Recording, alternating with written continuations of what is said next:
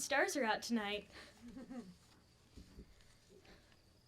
Ever since I can remember, I lived in an imaginary world.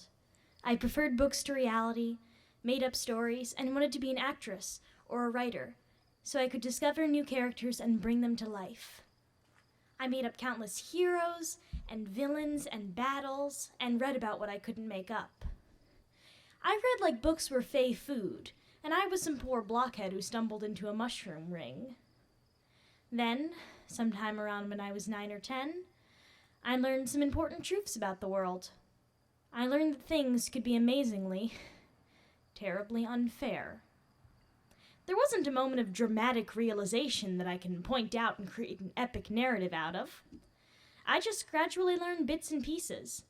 Some people didn't have homes. Some people were sick, but couldn't afford medicine. The earth was heating up, and the people in charge weren't helping. What were lobbyists? Why was it legal for rich people to buy up politicians like a trading card set? Why was everyone allowed to cheat?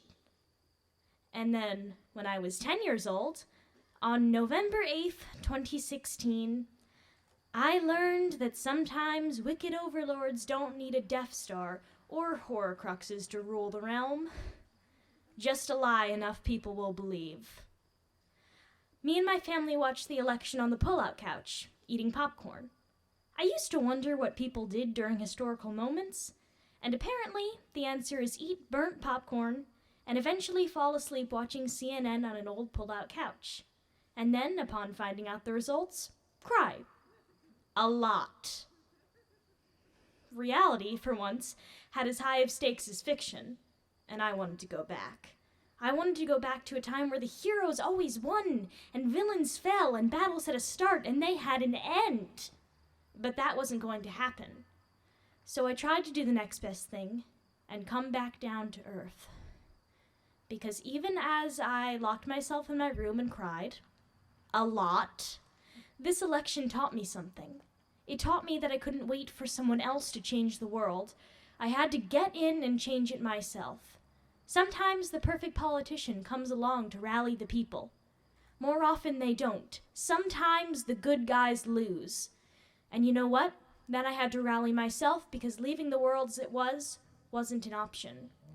In a world without corruption and senseless violence and our government treating issues that affect my generation with a sort of emperor's new clothes outlook, I probably wouldn't want to be in politics.